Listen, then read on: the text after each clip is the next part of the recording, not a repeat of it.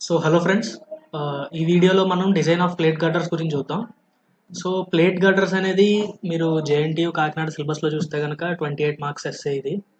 And I think మిగతా యూనివర్సిటీల్లో కూడా దీనికి వెయిటేజ్ చాలా ఎక్కువ ఉంది అండ్ చాలా సింపుల్ కూడా.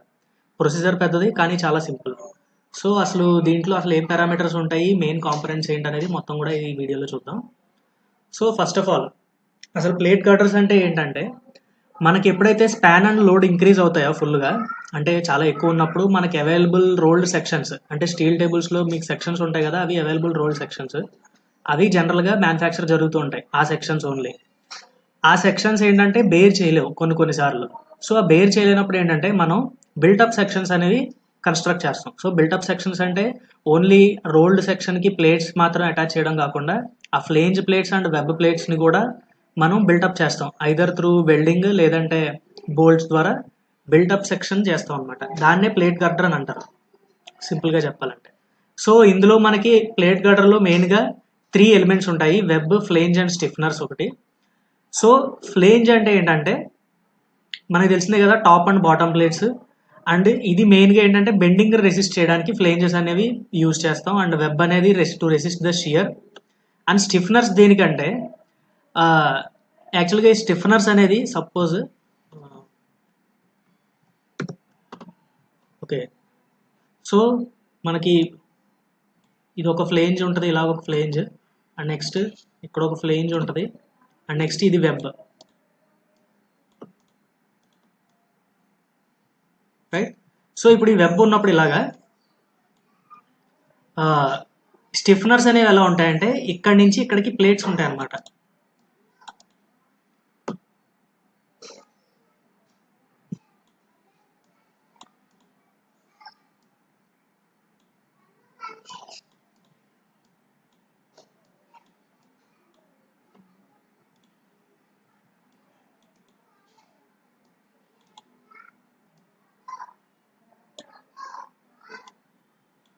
సో ఇలాగా ఒక రెక్టాంగులర్ ప్లేట్స్ ఉంటాయి. ఈ ప్లేట్స్ దేనికి యూజ్ చేస్తాం అంటే పైనుంచి వచ్చే లోడ్ ఏదైతే ఉంటుందో దాన్ని, ఈ వెబ్ ఒకవేళ థిన్ సెక్షన్ అయితే కనుక, ఓకే, సో ఒకవేళ దీని సైజ్ చాలా తక్కువ ఉంటే థిక్నెస్ అనేది లోడ్ని కిందకి సెండ్ చేయడంలో ఇది ఒకవేళ మేబీ ఫెయిల్ అవ్వచ్చు బక్లింగ్లో. ఓకే, సో అవి బక్లింగ్లో ఫెయిల్ అవ్వకుండా ఉండడానికి స్టిఫ్నర్స్ అనేవి యూజ్ చేస్తాం.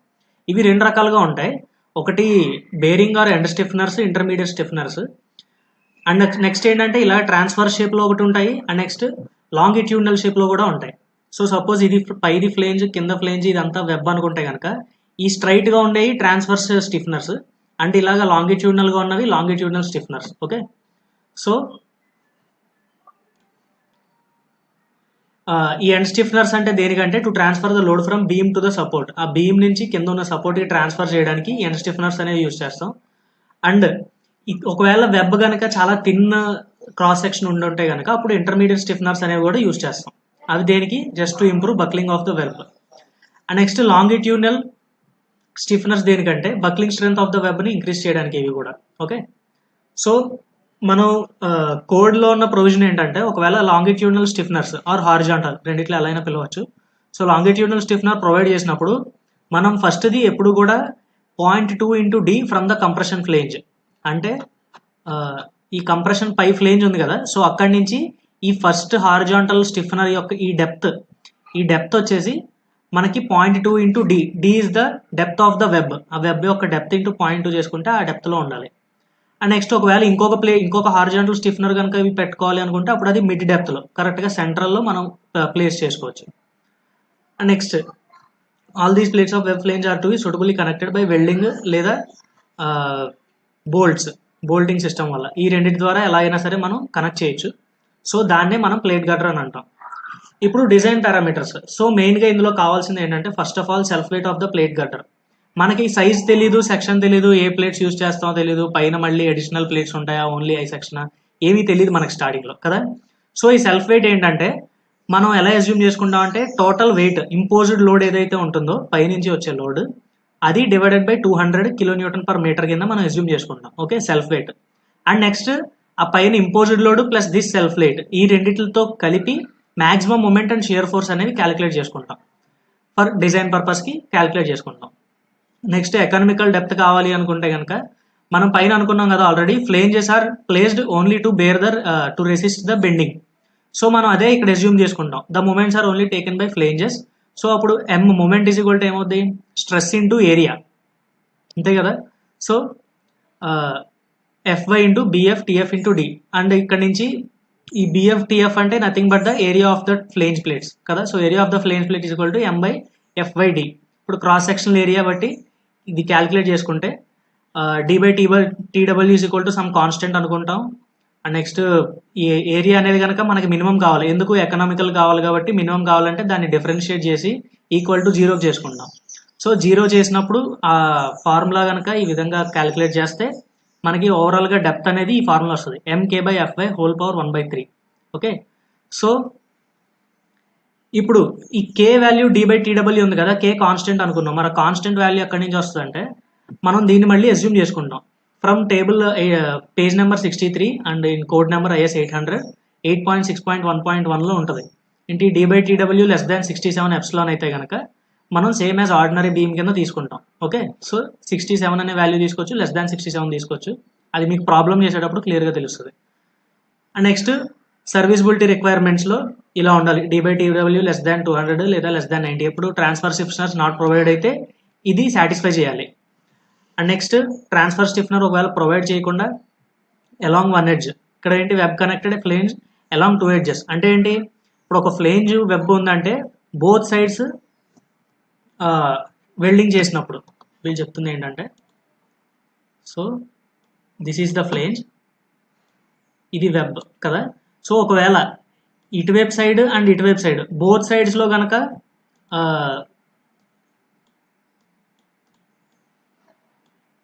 వెల్డింగ్ అనేది మనం ప్లేస్ చేస్తే కనుక ఈ పైది తీసుకోవాలి, ఓన్లీ సింగిల్ సైడ్లో వెల్డింగ్ చేస్తే కనుక ఈ కింద తీసుకోవాలి. Okay, and next when transfers are provided plus web connected to 2 edges. ఇక్కడ ఏంటి ట్రాన్స్ఫర్స్ అనేవి అసలు ప్రొవైడ్ చేయలేదు, ట్రాన్స్ఫర్ స్టిఫ్నర్స్ నాట్ ప్రొవైడెడ్ ఈ ఫస్ట్ కేసులో. సెకండ్ కేసు ఏంటి, ట్రాన్స్ఫర్స్ ప్రొవైడ్ చేసి వెబ్ కనెక్టెడ్ అట్ 2 ఎడ్జెస్ అయితే కనుక అప్పుడు ఈ కేసెస్లో తీసుకోవాలి. అలా కాకుండా ట్రాన్స్ఫర్స్ ప్రొవైడ్ చేసి 1 లాంగిట్యూడినల్ స్టిఫ్నర్ కూడా ప్రొవైడ్ చేస్తే అప్పుడు ఈ కేసు, అండ్ సెకండ్ లాంగిట్యూడినల్ స్టిఫ్నర్ కూడా ప్రొవైడ్ చేస్తే ఈ కేసు. సో ఇది క్లియర్గా కోడ్ 8.6.1.1 అనే క్లాజ్లో క్లియర్గా మొత్తం అంతా డీటెయిల్డ్గా ఇచ్చారు. సో మీరు దాంట్లో చెక్ చేసుకోవచ్చు. ఓకే, సో ఇవి నోట్స్ ఏంటంటే కంక్లూజన్ అనమాట. కొన్ని ప్రాబ్లమ్స్ చేసిన తర్వాత డైరెక్ట్గా కంక్లూజన్ ఏంటంటే less than or equal to 67 తీసుకుంటే కనుక మనం జస్ట్ ఆర్డినరీ బీమ్ కింద వితౌట్ ఎనీ స్టిఫ్నర్స్ మనం డిజైన్ చేయొచ్చు. కాకపోతే అది చాలా అన్ఎకనామికల్, ఎందుకంటే సైజ్ అనేది చాలా ఎక్కువ వచ్చేస్తుంది దీనివల్ల. సో అలా కాకుండా ఇది తీసుకుంటే వితౌట్ ఇంటర్మీడియట్ స్టిఫ్నర్స్ తీసుకుంటే కనుక అప్పుడు shear check for shear buckling of web మనం అది చెక్ చేసుకోవాలి, ఎందుకంటే ఇంటర్మీడియట్ స్టిఫ్నర్స్ ఇవ్వట్లేదు కాబట్టి బక్లింగ్ ఒకవేళ అది రెసిస్ట్ చేస్తుందా లేదా అనేది చెక్ చేసుకోవాలి. సో ఇప్పుడు లెస్ దాన్ 200 గ్రేటర్ దాన్ 67 అనుకున్నాం కదా, ఇందులోనే మళ్ళీ కే ఈజ్ ఈక్వల్ టు 100 to 110 తీసుకుంటే అసలు ఇంటర్మీడియటింగ్ అవసరం లేదు. ఒకవేళ అప్ టు 250 తీసుకుంటే కనుక లాంగిట్యూడినల్ అనేది తీసుకోవాలి. అండ్ గ్రేటర్ దాన్ 345 అయితే కనుక ఖచ్చితంగా కంప్రెషన్ ఫ్లేంజ్ అనేది ఫెయిల్ అయిపోద్ది. గ్రేటర్ దాన్ 345 అసలు తీసుకోకూడదు అనమాట. ఓకే, సో ఇప్పుడు to select the depth of the plate girder ఏంటంటే DL is equal to 1/15 to 1/25 for buildings, DL is equal to 1/12 to 1/18 of highway bridges. Okay, so ఈ ratios మనం తీసుకొని depth కూడా select చేసుకోవచ్చు. So next size of the flanges మనం equation 1లో తీసుకున్నాం కదా, మూమెంట్ అంతా కూడా ఓన్లీ ఫ్లేంజెస్ బేర్ చేస్తాయి. So M is equal to F/D/1.1 is equal to M. So దీన్ని బట్టి మనం సైజ్ అనేది ఏరియా అనేది వస్తుంది ఎంతో కొంత. ఈ ఏరియా వచ్చిన తర్వాత BFT is equal to AF కాబట్టి మనం ఏరియా ఫైండ్ అవుట్ చేయొచ్చు, డైమెన్షన్స్ అనేవి క్యాలిక్యులేట్ చేయొచ్చు. Next shear buckling resistance to web, ఇది కూడా సేమ్ క్లాజ్ నెంబర్ 8.4.2లో ఉంది. ఈ ఫార్ములాస్ అన్ని కూడా అందులో నుంచి తీసుకొచ్చి ఇది డిజైన్ చేసేటప్పుడు చూస్తే సరిపోతుంది. సో ఇప్పుడు design procedure. So first of all మనం సెల్ఫ్ వెయిట్ అస్యూమ్ చేసుకుంటాం. అండ్ సెకండ్ పాయింట్ వచ్చేసి దాంట్లో ట్రాన్స్ఫర్ స్టిఫ్నర్స్ కావాలా అక్కర్లేదా అనేది ముందే తీసుకోవాలి, ముందే మనం ఒక ఫిక్స్ చేసుకోవాలి.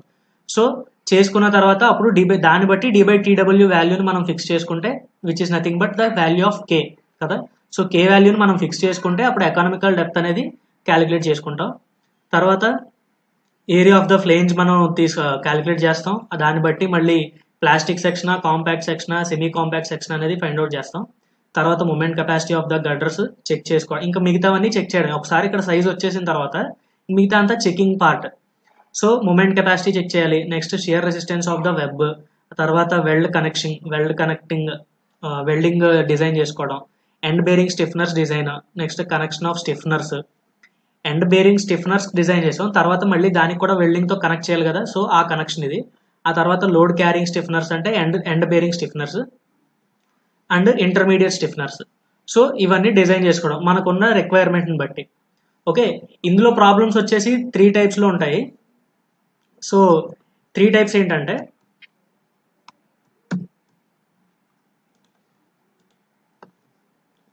ఫస్ట్ వన్ వచ్చేసి without any stiffeners. Okay, next second one only with end stiffeners. అంటే ఇది ట్రాన్స్ఫర్స్ అనమాట సెకండ్ది. ఓకే, నెక్స్ట్ థర్డ్ది బోత్ ఇంటర్మీడియట్ స్టిఫ్నర్స్ కూడా.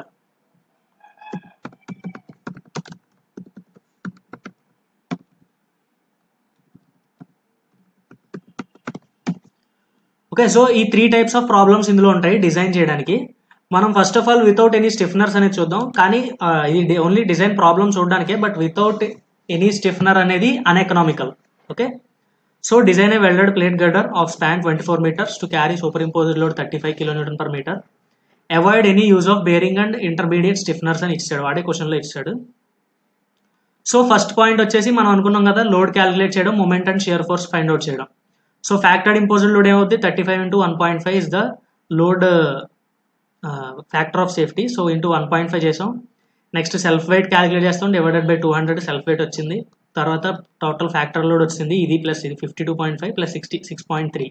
Okay, so maximum moment simply supported బీమ్కి మాక్సిమం మూమెంట్ ఫార్ములా తెలుసు కదా మనకి, WL²/8. అందులో సబ్స్టిట్యూట్ చేస్తే మాక్సిమం మూమెంట్ వచ్చింది, and maximum shear is equal to WL/2. So అది వచ్చింది. So second step is the depth of the web.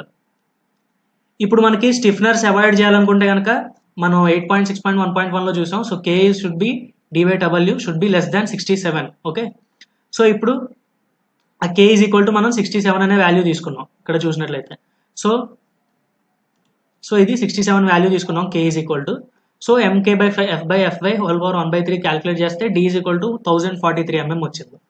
మనం ఒక 1000 mm ప్లేట్స్ యూస్ చేసుకోవచ్చు. యాక్చువల్గా ఏంటంటే జనరల్గా ఎక్కడైనా కూడా మనం వచ్చిన దానికంటే హయ్యర్ వాల్యూకి రౌండ్ ఆఫ్ చేసుకుంటాం జనరల్గా.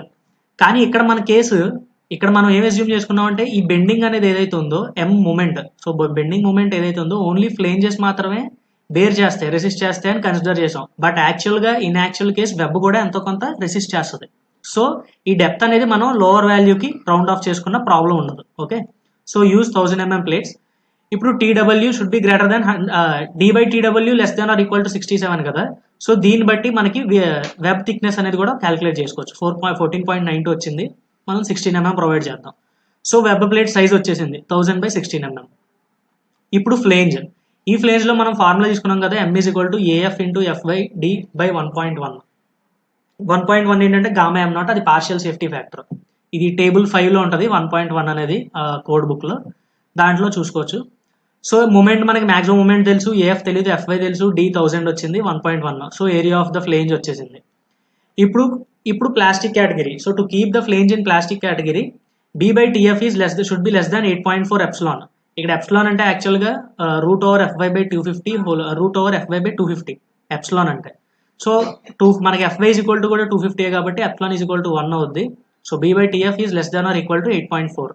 సో ఇందులో B అంటే మీరు కోడ్ బుక్లో చూస్తే క్లియర్గా తెలుస్తుంది. సో ఇప్పుడు సపోజ్ ఫర్ ఎగ్జాంపుల్ ఇక్కడ చూసినట్లయితే ఇది 480 ఉంది కదా, ఇందులో B అంటే ఏం తీసుకోవాలంటే ఈ వెబ్ ఒక ఎండ్ నుంచి ఈ చివరి ఎండ్ వరకు. Okay, so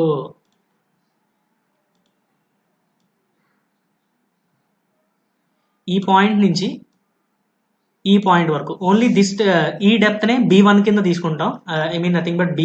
okay, and TF అంటే thickness of the flange. Okay, so ఆ థిక్నెస్ ఆఫ్ ద ఫ్లేంజ్ నార్మల్గా తీసుకోవడమే. సో ఇప్పుడు ఈ సెంటర్ నుంచి ఇక్కడికి కాబట్టి total BF flange of the width divided by 2 చేస్తే ఈ బి వాల్యూ వస్తుంది అనమాట. So BF by 2 into TF is equal to 8.4 అని తీసుకున్నాం. BF is equal to 16.8 TF. దీన్ని ఈ పైన ఏరియా ఆఫ్ ఫ్లేంజ్ లో సబ్స్టిట్యూట్ చేసుకుంటే మనకి టీఎఫ్ బిఎఫ్ వాల్యూస్ వచ్చేస్తాయి. దాన్ని మనం నియరెస్ట్ వాల్యూకి రౌండ్ ఆఫ్ చేసుకోవచ్చు. సో ఇది టీఎఫ్ 33.3 వచ్చింది, 40 ఎంఎంకి రౌండ్ ఆఫ్ చేసుకున్నాం. బిఎఫ్ 465 వచ్చింది, 480కి రౌండ్ ఆఫ్ చేసాం. సో ప్లేట్స్ యొక్క సైజ్ కూడా వచ్చేసింది, ఫ్లేంజ్ ప్లేట్ యొక్క సైజ్ డిటర్మైన్ చేసాం. సో వెబ్ ప్లేట్ సైజ్ తెలిసింది 1000/16 mm, ఫ్లేంజ్ ప్లేట్ వచ్చేసి 480/40 mm. ఓకే. అండ్ నెక్స్ట్ ఇప్పుడు check for the moment capacity of the గర్డర్. ఈ ఫార్ములా మీరు చూసినట్లయితే 8.2.1.2 క్లాజ్ లో ఉంది. ఎండి డిజైన్ మూమెంట్ అనమాట ఇది. So design moment is equal to beta B ZP FI by gamma M naught. Okay. For semi compact section తీసుకుంటే కనుక బీటా బి వాల్యూ ఏమవుద్ది, జెడ్ఈ బై జెడ్పీ. అది కూడా ఆ క్లాజ్ లోనే ఉంటుంది formula. So MD is equal to ZE into ఈ beta B place లో జెడ్ఈ బై జెడ్పీ అనేది సబ్స్టిట్యూట్ చేసాం. Okay. So ZE by ZP FI by gamma M naught. ZP cancel చేసుకుంటే ZE FI by gamma M naught. ఈ ZE ఒకటి, ZE formula ఏంటి, IZZ by why, అంతే కదా. So ఐజెడ్జెడ్ మనకు ఫార్ములా తెలుసు, BD cube by 12 plus A into H square. So ఆ ఫార్ములాలో ఐ క్యాలిక్యులేట్ చేసుకుంటే 2 ఇంటూ ఎందుకు చేసామంటే 2 ఫ్లేంజ్ ప్లేట్స్ ఉంటాయి మనకి. మూమెంట్ అనేది ఓన్లీ ఫ్లేంజే క్యారీ చేస్తుంది కాబట్టి 2 ఫ్లేంజ్ ప్లేట్స్ ఉన్నాయి కాబట్టి సో 2తో మల్టిప్లై చేస్తే ఐ వాల్యూ వచ్చింది. And Y is nothing but the centre నుంచి ఆ సెంటర్ వరకు డిస్టెన్స్ కాబట్టి 540. సో ఈ 1000/2 500 అండ్ ఈ టాప్కి లేదా ఈ బాటమ్కి ఏది తీసుకున్నా ఒకటే. సో 5 ఇది ఒక 40 mm. So total 540 mm Y value వస్తుంది. అలా క్యాలిక్యులేట్ చేస్తే జెడ్ఈ వాల్యూ వచ్చింది. సో డిజైన్ మూమెంట్ మనం క్యాలిక్యులేట్ చేస్తే 4372 kNm, వేరాజ్ మనకి maximum 4233. So we're safe. Next shear resistance of the web, ఇది 8.4.1 క్లాస్ లో ఉంది. ఈ ఫార్ములాస్ అన్ని కూడా మీరు డైరెక్ట్ గా కోడ్ బుక్ నుంచి తీసుకోవచ్చు, గుర్తుంచుకోవాల్సిన అవసరం ఏం లేదు. ఓకే. సో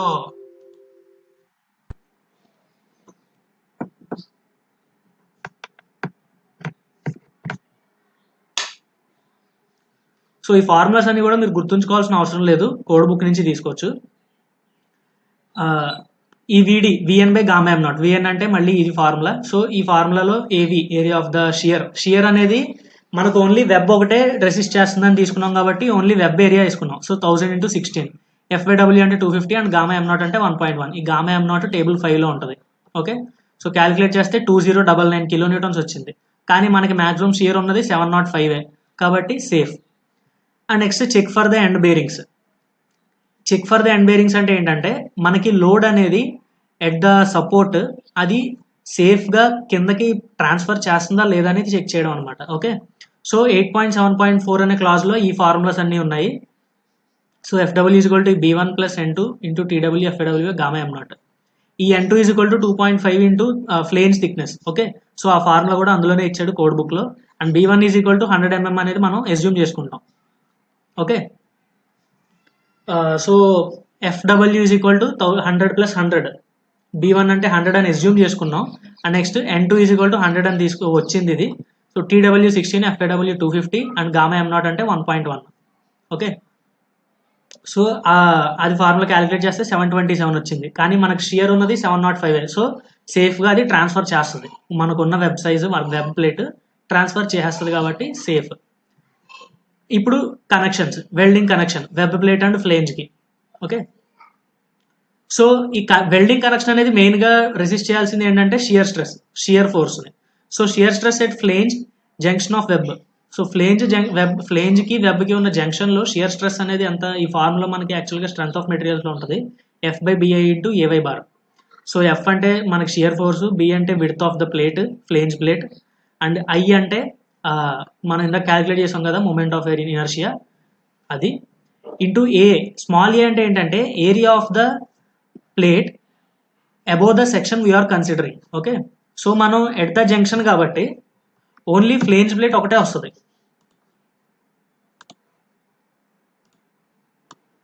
సో ఇది ఫ్లేంజ్ ప్లేట్ అయితే కనుక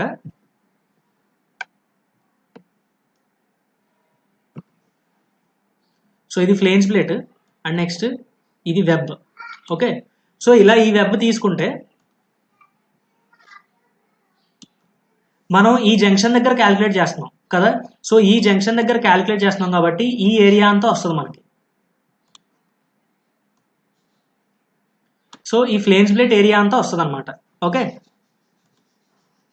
అండ్ నెక్స్ట్ ఆ ఏరియా ఎంత అవుద్ది 480 into 40 and next Y bar అంటే 520 మనకు తెలిసిందే. సో అది క్యాలిక్యులేట్ చేస్తే షియర్ స్ట్రెస్ ఎంత వచ్చింది 1.31 న్యూటన్ పర్ ఎంఎం స్క్వేర్. ఇప్పుడు shear force per mm length, okay, so divided by ఆ విడ్త్ ఆఫ్ ద ఫ్లేమ్ చేస్తే పర్ ఎంఎం లెంత్ అనేది వచ్చేసింది 628.8 newtons per mm. Okay, next మనం ఎస్యూమ్ చేసుకుంటాం S is equal to size of the weld and T అంటే throat thickness is equal to 0.7 ఇది design of welding లో main formula, T is equal to 0.7. So weld strength is equal to ఏమవుద్ది 2 into 0.7S into 410/√3 into 1/1.25. ఈ 1.25 ఏంటంటే gamma M not, ఇది కూడా table 5లోనే ఉంటుంది. వెల్డింగ్కి 1.25 calculate తీసుకుంటాం అండ్ బీమ్స్కి నెక్స్ట్ స్ట్రెంత్కి బెండింగ్కి 1.1 తీసుకుంటాం. ఓకే, సో ఈ ఫార్ములాలో సబ్స్టిట్యూట్ చేసినప్పుడు మనకి వెల్డ్ స్ట్రెంత్ ఎంత వచ్చిందంటే 265.1 S ఇంటూ సైజ్ అనమాట. ఓకే, ఇది 2తో మల్టిప్లై ఎందుకు చేసామంటే both sides of the web మనం వెల్డింగ్ అనేది ప్రొవైడ్ చేస్తాం కాబట్టి లెంత్ ఈజ్ ఈక్వల్ 2 అవుతుంది. So 265.1 S is equal to మనకి ఫోర్స్ ఎంత ఉంది 628.8. అప్పుడు size of the weld required size 2.37 mm వచ్చింది. కానీ మనకి ఎప్పుడైతే ఇది 16 mm కాబట్టి మినిమం సైజ్ వచ్చేసి 5 mm వెల్డ్ అనేది ప్రొవైడ్ చేయాలి మనం. 16 mm plate thickness, web plate thickness 16 mmకి మినిమం 5 mm సైజ్ అనేది ప్రొవైడ్ చేయాలి. ఓకే, సో ఇది 5 mm ప్రొవైడ్ చేస్తాం అండ్ నెక్స్ట్ 10.5.5 క్లాస్ ప్రకారం మనం ఇంటర్మీడియట్ వెల్డ్ అనేది ప్రొవైడ్ చేయొచ్చు. ఇంటర్మీడియట్ వెల్డ్ అంటే ఏంటంటే గ్యాప్స్ ఇస్తూ ప్రొవైడ్ చేయడం. ఓకే, సో అది కూడా ఎలా అంటే ఫస్ట్ ఇక్కడ ఒక లైన్ ఇచ్చామంటే వెల్డ్ కొంచెం గ్యాప్ వదిలి ఇక్కడ మళ్ళీ వెల్డ్ ఇస్తాం అండ్ ఈ ఎక్స్టర్నల్ సైడ్ బోత్ సైడ్స్ అని ఇచ్చాం కదా. సో ఇది వన్ సైడ్ ఇలా ఉంటే కనుక అనదర్ సైడ్లో ఈ గ్యాప్ ఉన్న ప్లేస్లో వెల్డ్ ఇస్తాం. Okay, so this is nothing but intermediate welding. So weld percentage ఎంత వస్తుంది మనకి యాక్చువల్గా 2.37 సరిపోద్ది కానీ మనం 5 mm ప్రొవైడ్ చేస్తాం. సో టోటల్ లెంత్లో 47.4% ప్రొవైడ్ చేస్తే సరిపోద్ది, అంతే కదా. కాబట్టి మనం 50 mm ప్రొవైడ్ చేసుకోవచ్చు లేదా 60 mm ప్రొవైడ్ చేస్తే 100కి 40 mm గ్యాప్ వదిలేయచ్చు. Okay, so minimum weld length 40 mm ఉండాలి. ఇక్కడ క్లాస్ చేసిన నెంబర్స్ నేను వేశాను 10.5.5.1 2 3. సో ఇందులో ఏంటంటే వెల్డ్ లెంత్ ఇంటర్మీడియట్ వెల్డ్ లెంత్లో ఏవైతే మనం పారామీటర్స్ యూజ్ చేయాలో వాళ్ళు ఇచ్చారు. సో మినిమం వెల్డ్ లెంత్ 40 mm ఉండాలి, అన్వెల్డ్ లెంత్ 192 mm ఉండాలి మినిమం. మ్యాక్సిమం అంత ఉండొచ్చు, దానికంటే తక్కువ ఎంతైనా వచ్చుకోవచ్చు. నెక్స్ట్ మ్యాక్సిమం గ్యాప్ వచ్చేసి 256 mm ఉండాలి. ఓకే, సో మనం 40 mm లాంగ్ వెల్డ్ యూజ్ చేసుకోవచ్చు with a gap of 160 mm. Okay, so connection అయిపోయింది. ఇప్పుడు ఫైనల్ డిజైన్ వచ్చేసి మనకి వెబ్ ప్లేట్ సైజ్ 1000/16 వచ్చింది అండ్ ఫ్లేంజ్ వచ్చి 480/40 mm వచ్చింది. నో స్టిఫ్నర్స్ ఆర్ రిక్వైర్డ్ కాబట్టి మనం స్టిఫ్నర్స్ డిజైన్ చేయలేదు. వెల్డ్ కనెక్షన్ వచ్చేసి 40 mm long welds with a gap of 160 mm. Okay, so friends ఇది one type of the plate girder design and దీని తర్వాత యాక్చువల్గా విత్ ఎండ్ స్టిఫ్నర్స్ ఒక ప్రాబ్లం ఉంటుంది and next with intermediate stiffeners ఇంకోటి ఉంటుంది. ఓకే, సో ఈ వీడియో మీకు నచ్చినట్లయితే ప్లీజ్ లైక్ చేసి షేర్ చేయండి and subscribe to my channel. ఏమైనా డౌట్స్ ఉంటే కనుక కమెంట్ చేయండి.